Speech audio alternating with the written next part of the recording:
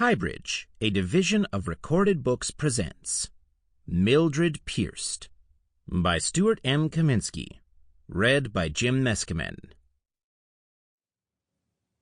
"Why so disheartened?" he exclaimed. "The scoundrel must be concealed behind some of these trees, and may yet be secured. We are not safe while he goes at large." James Fenimore Cooper, The Last of the Mohicans. Chapter 1. Until Wednesday afternoon, January 5th, 1944, there had been no deaths, intentional or accidental, caused by the firing of a crossbow in the recorded history of Los Angeles County. On that day, while the German army of Field Marshal Fritz von Manstein was retreating into the Pripyat marshes in Poland, and the U.S. Marines were driving the Japanese back at Cape Gloucester in New Britain in the Pacific, Mildred Minck made history. The day after Mildred's historic demise, I sat across from her grieving widower, Sheldon Minck, DDS, in a room in the Los Angeles County Jail. The Los Angeles County Hall of Justice on Temple Street between Broadway and Spring takes up a city block. It's 14 stories of limestone and granite, an Italian Renaissance-style building with rusticated stonework, heavy cornices, and a 2-story colonnade at the top. The L.A. County Jail occupies the 5 top stories. Sheldon Minck, DDS, was occupying only one chair on the 4th floor of the jail. He faced me through a wall of thick wire mesh. "Toby, I didn't do it," he said. Shelley Minck is not a thing of beauty to behold when he's at his best, happily drilling into or removing the tooth of a trapped patient. Seated on the other side of the wire, he was not at his best. "I don't think I did it," he added. Shelley wore a pair of dark slacks and a long-sleeved, wrinkled gray shirt. His thick glasses rested, as they usually did, at the end of his ample nose. Beads of sweat danced on his bald head, and his large stomach heaved with frequent sighs. "They won't let me have a cigar," he complained. "Is that fair?" I didn't answer. He squinted around the room. Along either side of the mesh wall were chairs facing each other, 12 chairs, and a narrow wooden shelf on either side so prisoners could drum their fingers, fold their hands, or examine their bitten nails. On the other side, lawyers could take notes or safely give their clients bad news. There was only one other prisoner with a visitor. He was a thin man with wild hair who needed a shave.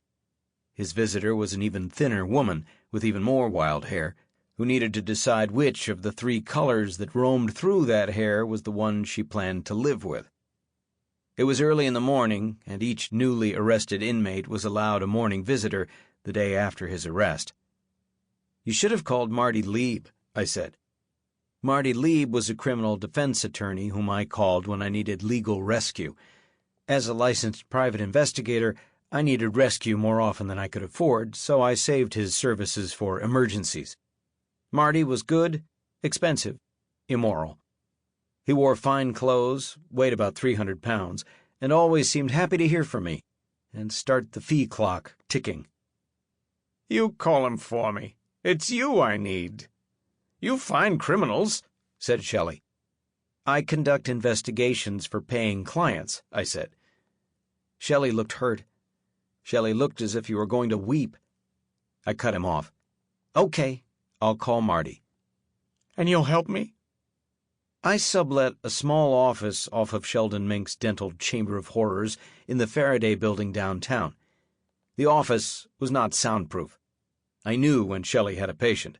I could hear the drill, the screams, and Shelley's soothing voice either singing or trying to calm the hysterical patient with his singing. Shelley thought he sounded like Nelson Eddy. On one of his better days, I thought he approached Andy Devine. "I'll see what I can do," I said. He looked at his hands. His glasses almost fell off. He pushed them back. "Why would I kill Mildred?" I could come up with 4 good reasons. Mildred had not long ago thrown Shelley out of their house, cleaned out their joint bank account, taken in a slightly overage stuntman, and filed for divorce, demanding half of everything Shelley would make for the rest of his life. Since Mildred had thrown him out, Shelley had been living in a very small hotel room. "She had a few faults, but I loved her, Toby," he said, with less than attractive but probably sincere emotion. I believed him, though I had no idea why he had blinded himself to Mildred's few faults. Mildred was skinny, homely, harping, and unfaithful. She belittled Shelley in front of other people and made it clear that any pal of his was probably not worth space on the planet. I stood at the top of Mildred's list of the unworthy. "I know, Shell," I said. "What were you doing in Lincoln Park at 11 in the morning with a crossbow?" "Shooting it," he explained. I nodded. "Not at Mildred," he added quickly. "I set up a target. I didn't know Mildred was there. I don't know what she was doing there. I didn't even see her till she fell." "You've got a great defense, Shelley," I said. "You couldn't see what you were shooting at, missed the target, and hit your wife, who you didn't know was there. Did you have your glasses off?" "No," he insisted loudly enough that the skinny prisoner and his visitor 5 chairs down to his right turned to look our way. "I didn't take my glasses off. Well, I did, but that was before I fired. I wiped the sweat from my eyes." "Are you an expert with a crossbow, Shell?" "No, I've only fired it 5 times. I'm getting better, but I think I'll give it up now." "Might be a good idea," I said. "Why a crossbow?" "I've joined Lawrence Timmerjack's Survivors for the Future," he said. "We learn how to make our own weapons and use them, forage for food, hide from the enemy, and survive. I'm a pigeon now. When I complete the training, I become a pathfinder." I needed a cup of coffee. "You see," Shelley said, leaning forward, "our Bible is the complete works of the first great American novelist, James Fenimore Cooper, who devoted his life to writing about surviving on the frontier." "And killing Indians," I said. "That too," he agreed. "Pigeons are the lowest level. Pigeon is the Delaware nickname for the young Natty Bumppo." "Who?" "Natty Bumppo," he said with enthusiasm.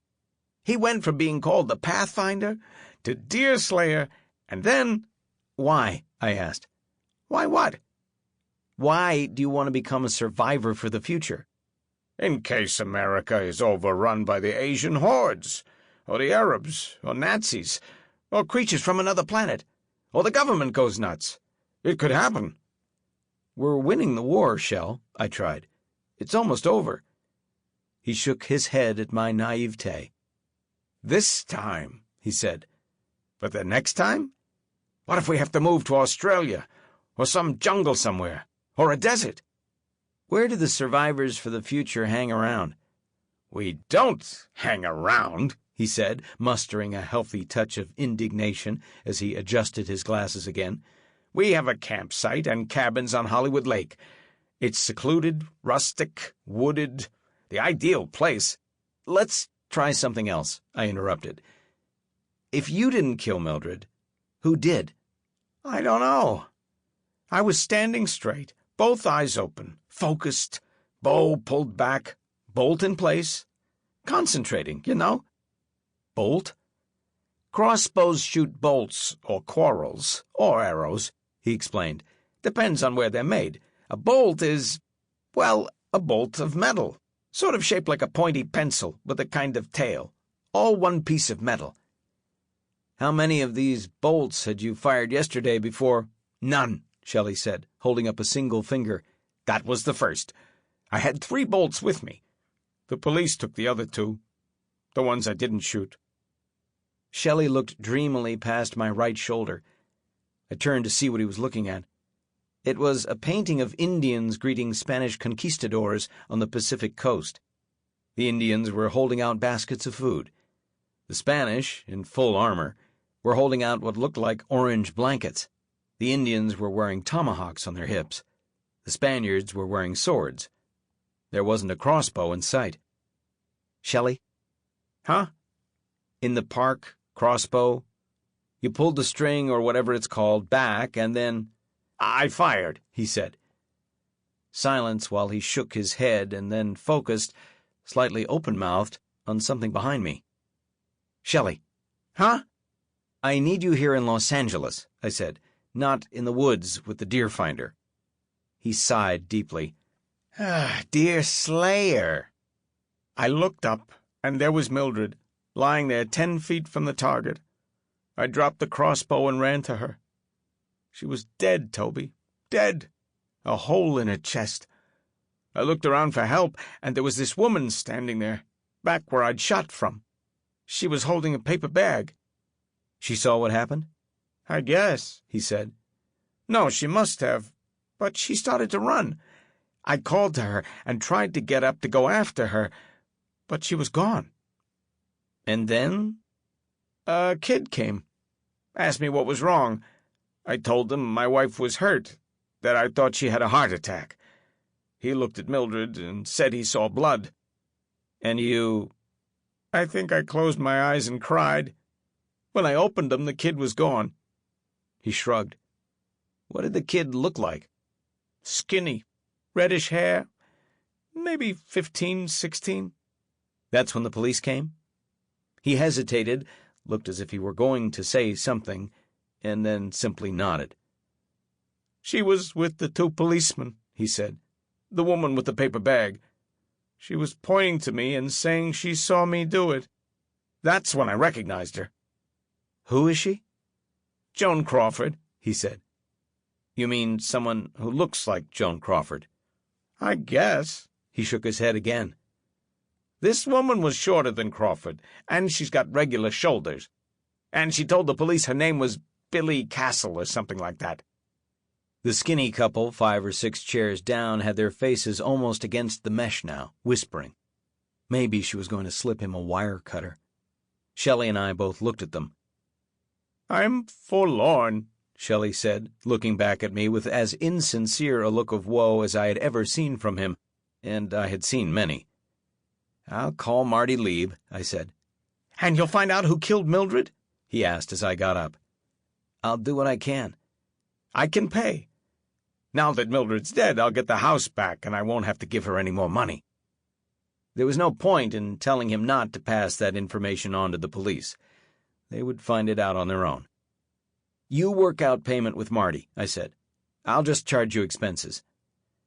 "You're a friend," Shelley said with the sincerity of a bad child actor. "And Toby." "Yes, Shell." "When you come back, bring me some cigars. Nothing expensive. I've got to have them. It's like life or death." I nodded. Life or death might well be involved here, but it wasn't about cigars. "I'll see what I can do," I said. I didn't look back at him when the guard let me out of the room. In the hall, waiting for the elevator, I pulled out my notebook, crumpled, wire, spirals bent, found the blunt pencil in my pocket and wrote 3 names: Joan Crawford, Lawrence Timmerjack, and Phil Pevsner. There was a question mark after the name of Joan Crawford, because I knew that Crawford had once used the name Billy Casson, and that she was born with the unlikely name Lucille Fay LeSueur. I knew because I had worked at Warner Brothers as a security guard and had plenty of time to read the fan magazines, even though it was considered an act of treachery by the brothers Warner to read about MGM stars like Crawford. Phil Pevsner is my brother, a lieutenant in the Los Angeles Police Department. He works out of the Wilshire station. I was born Tobias Leo Pevsner and changed my name to Toby Peters when I became a cop. That was before my Warner Brothers days. My brother had never forgiven me for the name change, but then again, there was a long list of things for which he had never forgiven me, and a short list for things for which he had forgiven me. I was working on making the long list shorter, which wasn't always easy given his temper and my inability to keep from making him mad. I headed for my brother. When I found a parking space for my Crossley, I checked the grocery list in my pocket. I was supposed to pick up what was on the list for my landlady, Mrs. Plout. Irene Plout was ancient and determined. Neither ration stamps nor common sense got in her way, and when one of the tenants in her boarding house tried to employ logic, her hearing aid conveniently failed. The ration board allotted each American 48 points a month and warned us not to use them all up during the first week. I was to pick up a pound of bacon, no more than 39 cents, a pound of oleo, no more than 17 cents, a number 2 can of green beans for 11 cents, and 2 pounds of sirloin steak at 42 cents a pound. The tenants had all chipped in their ration coupons, and Mrs. Plout had given me exactly enough cash. When she had caught me hurrying down the stairs that morning, heading for the door and my meeting with Sheldon Minck, she had handed me the list, instructions, coupons. She grabbed my arm. She weighs about as much as a sponge cake and stands no more than 4 feet 8, but she has the grip of a Swedish plumber. "Breakfast," she had said. "No time," I answered. "Dr. Minck is in trouble." "Then he should see an eye doctor," she said, "not an exterminator." Mrs. Plout is actually under the dual delusion that I am not only an exterminator, but also a book editor. Both fantasies had been gleaned from bits of conversation, which then were cemented in her mind as undeniable truth. Thus, one of my duties as a tenant in the House of Plout on Heliotrope Street was to read chapters of the ongoing family history she was writing. "An eye doctor?" I asked before I could stop myself. "That's what the mister did when he was seeing double before the big war. Not this one, but the big one." "He's in trouble," I had semi-shouted. "Not seeing double." "Bugs?" "What?" I said, wondering where this was going. "He has bugs?" "Yes," I said. "Unsanitary," she said with disapproval. "I've given my bird a new name." "Great," I said, trying to escape. Mrs. Plout was constantly changing the name of her squawking bird, which either sat asleep on the perch in its cage or went wild. Mrs. Plout's rooms were right off the front door at the bottom of the stairs. The door was open. Getting past her was a challenge I rarely met. The bird was quiet. "I have renamed him Jamaica Red," she said. The bird was brown and green, some kind of little parrot. I doubted if it came from Jamaica. "Great name," I said. She smiled. "He seems to like it. It soothes his savage breast."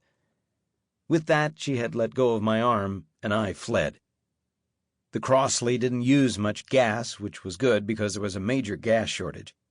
It didn't matter if you had the coupons or not. There just wasn't much gas, which suddenly made my tiny automobile a valuable means of transportation. No-Neck Arnie, the mechanic, had offered me what I had bought it from him for, plus $40. I had turned him down. It wasn't easy getting in and out of, but it was easy to park and seemed to run on the memory of gasoline. There were 4 people waiting on a wooden bench in the lobby facing the uniformed desk clerk at the Wilshire Street station, a war horse named Corso, whom I knew would be ready for pasture in less than a year. "Toby," he called out. "how's it going?" "I'm blessed with beauty, wealth, and a heart full of fellowship," I said. "Life is wonderful." Corso shook his head and laughed, but it sounded more like a grunt. It didn't take much to make him laugh. He had been born with the looks of a bewildered bull. I was a flat-nosed former cop pushing 50, who looked more like a backup thug in a gangster picture than a leading man. I lived from client to client, and sometimes kept from getting behind on my rent by filling in for a vacationing or sick house detective in one of the downtown hotels. I started for the stairs when he waved me back. "She's in the hospital again," Corso said softly, looking at the family of 4 sitting on the bench patiently to be sure they weren't listening. She was my brother Phil's wife, Ruth, the mother of my 2 nephews, Nathan and David, and my 4-year-old niece, Lucy. Ruth had been sick for almost 2 years, in and out of the hospital, almost not making it out the last 2 times. I had been at their house 2 Sundays ago. There was almost nothing left of Ruth, yet she had made dinner and tried to pay attention to the conversation. We had listened to the Aldrich family, or pretended to. "How bad?" I asked. Corso shrugged. "Don't know. Can't be good. Thought you should know before you went up to see him, you know?" I knew. Phil didn't accept frustration. which was most of the reason he had been reduced from captain to lieutenant a little over a year earlier. Death was an enemy. Every criminal on both sides of the prison walls was an enemy. When I wasn't being careful, I was a convenient focus for his rage. He wasn't going gently into that good night, and he wouldn't let anyone else either. "I'll be careful," I told Corso, and tapped my palm on his desk. "Just thought you should know," he said. I nodded and went up the wooden stairs to the landing and into the squad room. It was a quiet morning. There were 9 desks in the space designed for 6 desks. Along the door by the wall was a wooden bench. No one was sitting on it. 4 of the desks had cops behind them. 2 were typing reports. 2 were talking to victims, witnesses, or suspects. It was hard to tell, since both of the people in the chairs next to the desks were young Mexicans who looked decidedly unhappy. The rest of the cops were probably out on the street. The squad room didn't smell or look as bad as it usually did. The walls hadn't been cleaned, but the floor was relatively free of crumpled paper, cigarette packs, and candy wrappers. The windows seemed to be letting in a little more light, but not enough. I crossed the room behind the desks and knocked at the door of my brother's office. No answer. I knocked again. No answer. I opened the door. Phil's office was about twice the size of mine, which meant his office was small. It looked as if a Benedictine monk had furnished it. 2 chairs, a desk, 1 window behind the desk. Nothing on the walls. The office of a man who could empty his drawers into a box and be moved out in 2 minutes or less. Phil sat behind the desk, his back to me, hands behind his head looking out of the window at nothing. "Did I say, come in?" he said evenly. Definitely a bad sign. "No." I left it at that. He sighed, rubbed the military-style short gray hair on his head, and swiveled toward me. He was 20 pounds heavier than I was, 5 years older, and made up in weary hardness what he lacked in homeliness. He was wearing suspenders today over a white shirt. He folded his hands on the desk and looked up at me. "Sit down," he said. I sat. I said nothing. He said nothing. He didn't seem to be in a hurry. This was a tranquil Phil I had never seen before. I didn't like it. I didn't trust it. "Can I take you out for lunch?" I asked. "Too early. Not hungry." "Can I get you coffee?" "You know about Ruth?" he said. "Yeah.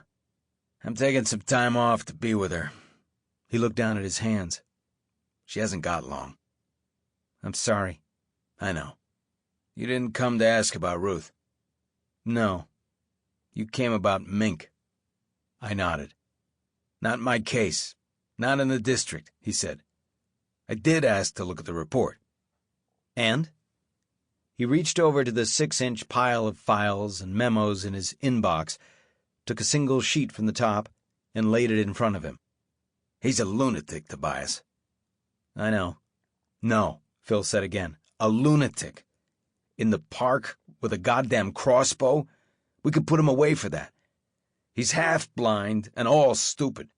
Shoots his wife with an arrow on a sunny day with a witness." "Bolt," I said. "Not an arrow, a bolt. Crossbows fire bolts, quarrels—" "Who gives a shit?" Phil said. "He killed her. He can plead insanity. You getting leave for him?" "Yes." "Any judge in his right mind will buy insanity after talking to Minck for 5 minutes, especially with Lieb next to him," said Phil. "Ballistics is looking at the bow and the piece of metal that killed her. They don't know what to do with it. I could tell them where they could put that." "Bolt," I supplied. "Where did it hit her?" "Perfect shot," said Phil. "Right in the heart." "How far away was he?" "Witness says about 20 yards. "Phil, can you imagine Shelley firing anything, including a cannon, and hitting a target 20 yards away?" "I can imagine almost anything," he said. "I can imagine a lucky shot or an unlucky one. If insanity doesn't work, he can claim it was an accident. He doesn't look like Robin Hood. He doesn't even look like the fat guy who played Friar Tuck." "Eugene Pallett," I said. "I'll remember that." "He didn't do it, Phil," I said. "You're sure?" "No," I said, "but I'm staying with it till I am sure." "Good luck," he said. "How are you holding up?" "How do I look?" "I've seen you better. I've seen you worse." "The commissioner's seeing me this afternoon," he said, turning his head away to look at a blank wall. "What happened?" He didn't answer, so I guessed. "You hit a suspect." "I beat the hell out of the bastard," Phil said. "Shootout last night at the playground on Ocean View. 2 guys with guns, a grudge over a woman with practically no teeth, their guts full of cheap wine. One of them, Herman Winterhoff, accidentally shot an 11-year-old girl minding her own business. The officers who took the call brought him in for interrogation.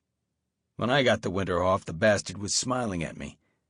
He wasn't smiling when I left the room." "Witnesses?" "Coelty, Miner, Harrell. "They'll back you." "Not Coelty," he said. He was right. The red-headed, pock-marked detective John Coelty was not going to be part of the blue wall of silence for Phil, whom he hated only a little less than Coelty hated me.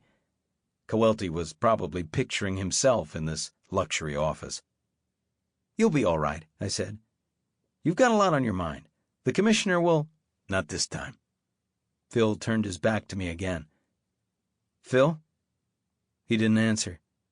I didn't try again. I got up and went to the door. I thought of saying, "Good luck," or "I'll call about Ruth," or something. But Phil was lost in whatever world he was trying to hide in. There had been one witness to Mildred's death.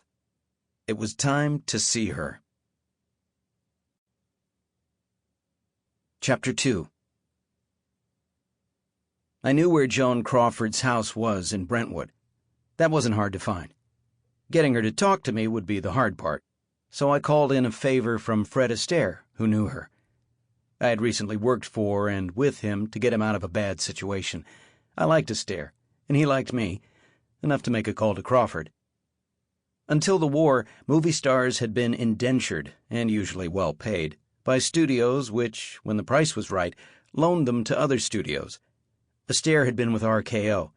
Crawford, until she walked out or was pushed out of her contract 2 years earlier, had been with MGM. Most of the people I knew in the business had been with, or still were with, Warner Brothers.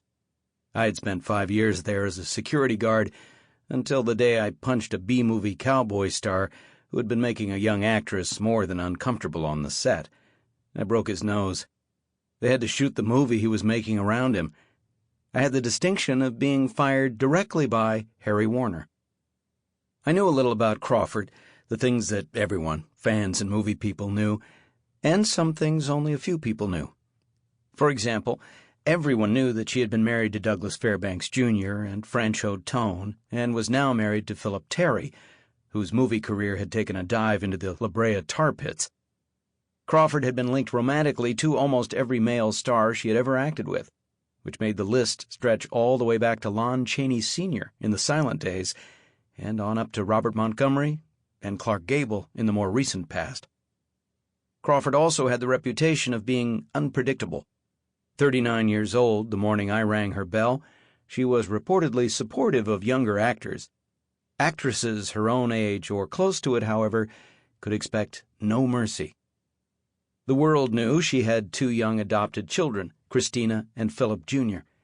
The world did not know, but Astaire told me, that she was unusually interested in cleanliness. "Every time she gets a new husband, she changes the toilet seats," he said on the phone.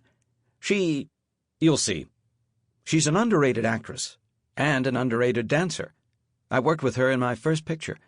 Never got the chance again, but she was generous, rehearsed hard. I'd be happy to be in a picture with her again. I'll give her a call." My pants were tan and reasonably clean, if a bit frayed at the bottom, should someone look closely. My shirt was white and not too badly wrinkled. My tie was simple, dark brown, and showed none of the stains I knew had to be there. Before I rang the doorbell, I looked at my reflection in the small window at eye level. I'm not sure I'd open the door for the face I saw. My nose is almost flat, and some of the scar tissue shows if you look closely.